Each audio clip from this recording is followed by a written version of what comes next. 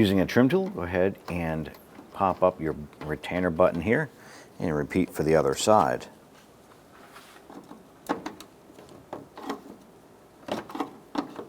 Once we have our grill buttons popped out, we'll go ahead and release this button here and the other one on the passenger side.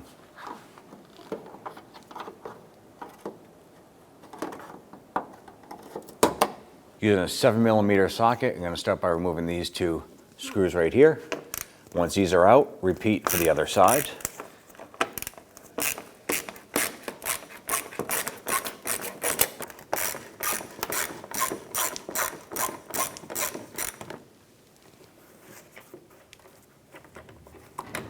On the inside of the fender liner right here, there's going to be two plastic buttons that we want to go ahead and remove. We're going to use a pick in our trim tool here to go ahead and pop these out.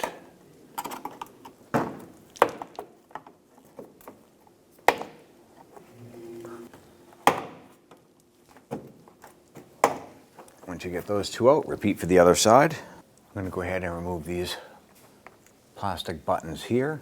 There's a series of these across the front lip of the bumper. Just got to remove all of these.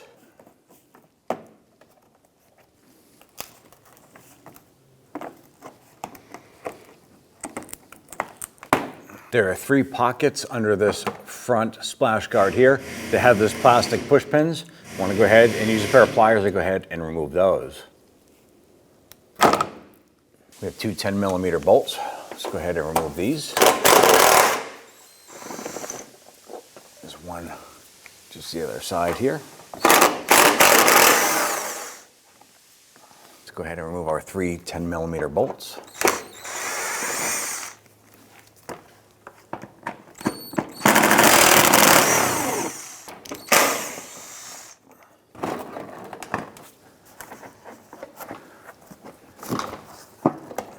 Work our cover down.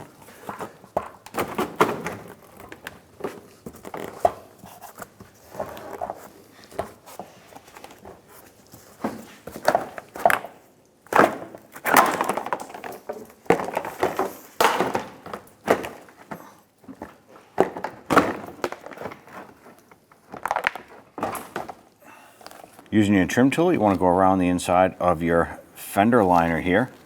You want to pop off these buttons right on the back edge of the bumper.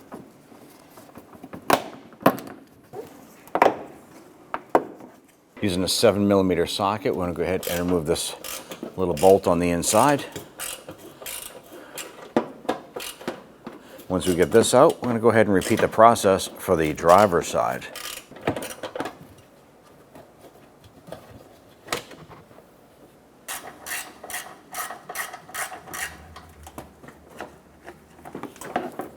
Behind the bumper, there are a couple bolts here. I want to go ahead and we're going to try and loosen these here using our 10mm socket and extension.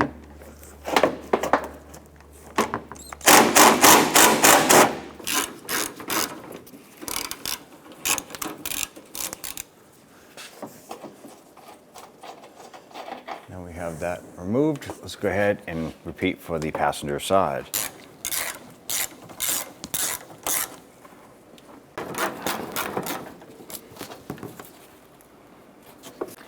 If you wiggle the bumper a little bit, this bracket will slide off, but be careful as the bumper is going to be released. I'm going to go ahead and repeat this for the driver's side. Again, pull out that support bracket right here, set that aside. Now the bumper will be completely free. And go ahead and grab your bumper, separate it from the vehicle. Using a number 7 socket, we're going to go ahead and remove this screw. Locate your retaining tab right here and pull straight up, releasing the lock tab. Go ahead and pull the headlamp off. I'm going to locate our main bulkhead connector right here, press in on this tab, and wiggle that connector free and set the headlamp aside. Now we're going to go ahead and repeat the headlamp removal process for the driver's side.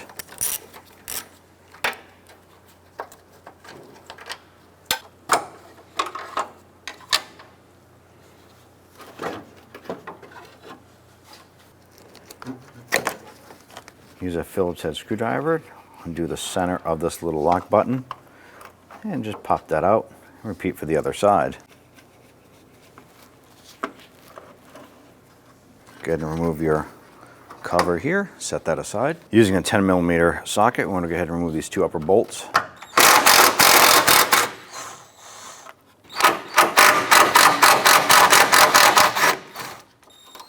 On the driver's side lower portion here, we're going to remove this bolt. On our center section, remove these two bolts. On the passenger side lower, remove this bolt. Using a 7mm socket, we're going to go ahead and get our bolt right here. Now there's two small bolts on each side total. So there's going to remove this one here from the passenger side. And then we'll go to the driver's side and remove that second bolt.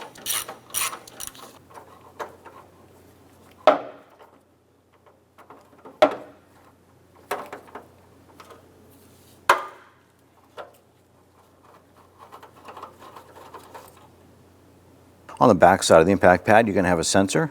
You simply want to open that up, slide that off, grab your impact pad and separate it from the vehicle. We want to go ahead and bring back our impact pad. Go ahead and install your connector to the sensor on the back side.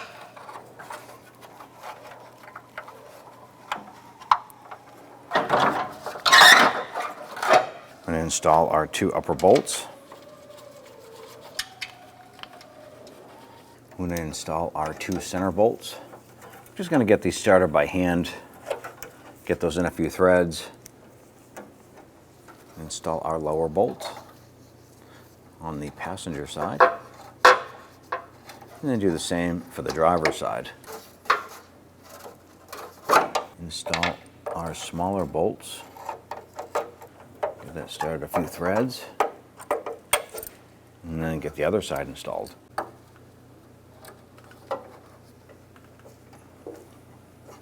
Let's go ahead and snug down the small bolts here.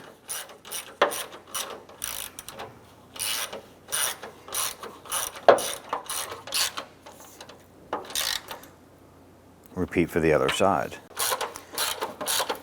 Once that screw gets snug, just go a little bit more. Let's go ahead and snug up the bottom bolt here.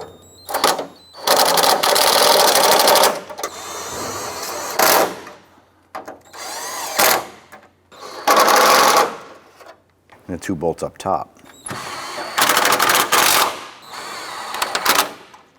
You want to go ahead and torque all 8 bolts down to 70 inch-pounds. You want to just repeat this for all 8 bolts.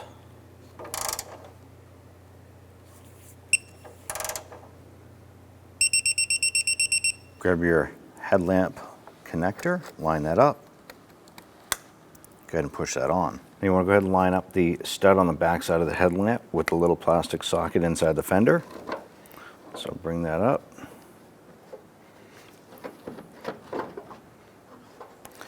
And you want to line up the little tab here with the notch right there and push the headlamp straight back.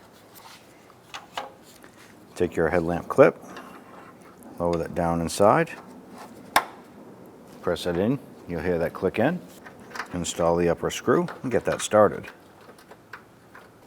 Make sure that headlamp is up nice and tight into that fender.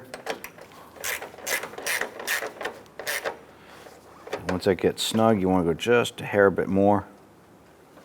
Install the harness for your headlamp. Press it on until you hear it click. Line up the stud inside the fender and the mounting tab on your headlamp. Slide that into place. Take your plastic retainer, snap that in, install your screw, get that started.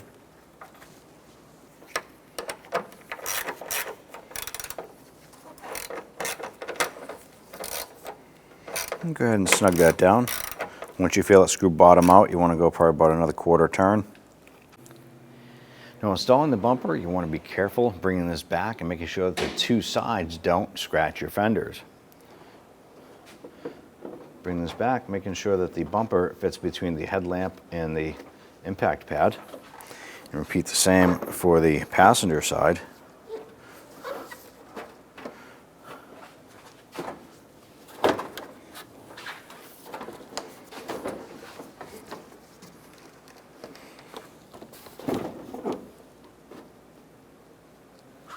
And install our upper push retainers.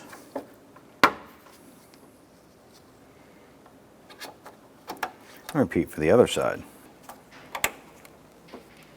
Install the front cover here. Just line this up, push these little tabs underneath. Line this up, and then we'll install our little plastic push buttons here.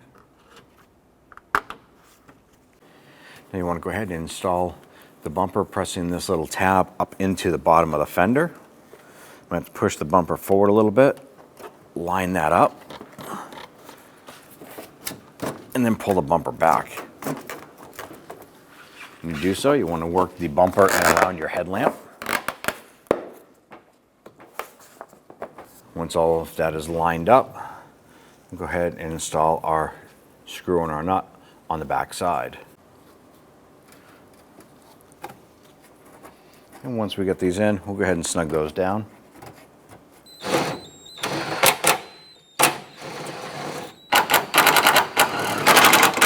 And go ahead and install our mounting tab. I'm going to push this up so we can get this button on the top to line up with our fender.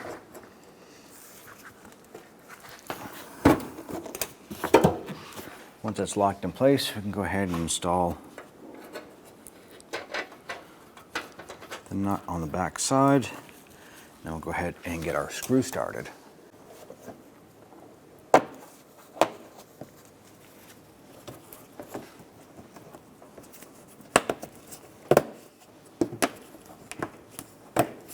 Go ahead and line up our back portion of our liner.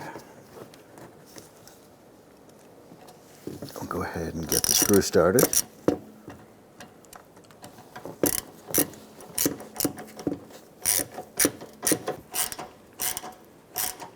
And just snug that. Let's install our screw here. Get that started, a couple threads. And we just bottom that down and snug it into place. Let's take our splash shield here. We're going to feed this up underneath the edge of the bumper.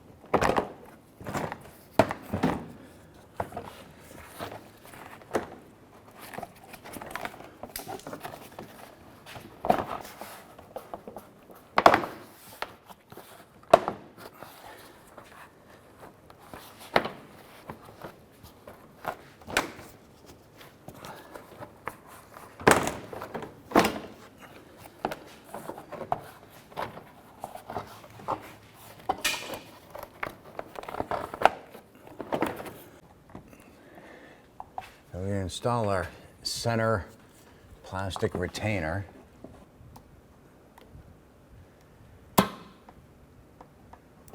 Once we have that center pin lined up, push it up in, and then push our center lock button up and in.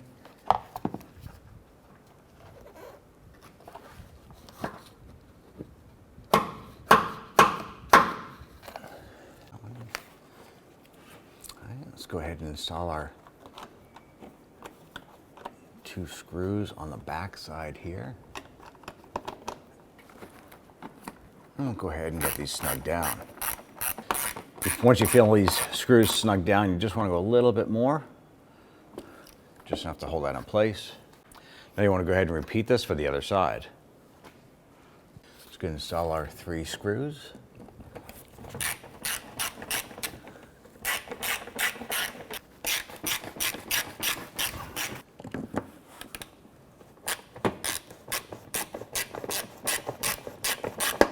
Install your plastic push pins into the bottom here, lock that in, and repeat across the front lip of the bumper.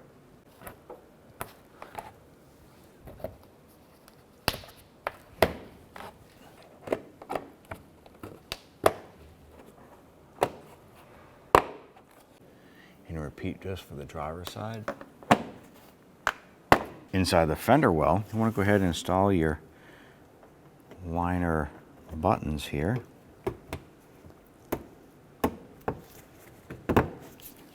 Pop these in. Once you have these 2 in, go ahead and repeat for the driver's side. This is going to be a general tutorial on how to aim your brand new TRQ headlamp assemblies. Okay, so looking at your brand new TRQ headlamp assembly, you're going to see where your low beam is, and you'll see a little dot right in the center. And that is the access point, okay? So what we're going to do is we're going to mark that with an erasable marker, just so it's easier to see. Next, what we need to do is measure from the level ground up to this point and take note of that measurement. Now we're just going to pull the car up to our wall. On our vehicle, we remember that the measurement was 28 inches for our access point. Your vehicle may be different, but that's where I'm going to put this tape, just above that 28 inches. We'll do the same on the other side. Okay, so let's just back the vehicle up, straight back 25 feet from the wall. And now that we moved our vehicle 25 feet back from the wall, we're going to start with our measurement here. That's where the headlamp center is. We're going to go down 4 inches on the driver's side. On the passenger side, we have our line here. What we need to do is go down 2 inches. To adjust the driver's side, we're going to cover our passenger side headlamp. If you look at the back side of your headlamp assembly, you're going to see something that looks like this. This is the adjustment. Some of these headlight assemblies have 1, 2, or even more of them, but you should at least have 1. This is how we're going to adjust the headlight beam. Now we're going to lower the top part of the beam down to just below this line. When you turn the adjustment to the right, it brings the beam up, and if you turn it to the left, it'll bring the headlight beam down. And this is this way on most vehicles. Let's continue on to doing the passenger side.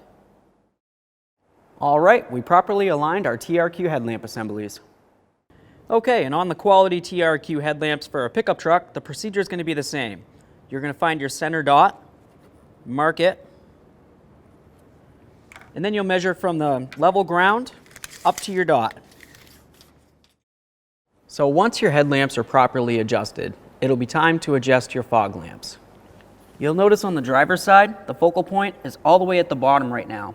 I would like to bring it up so it meets up with approximately the bottom of the focal point of the headlight. Some fog lamps have an adjuster, others don't. The ones that do have an adjuster, you would just turn the adjustment to the left or to the right to adjust the beam up and down to where it needs to be. Now with your TRQ headlamps and fog lamps properly aligned, you can drive down the road safely.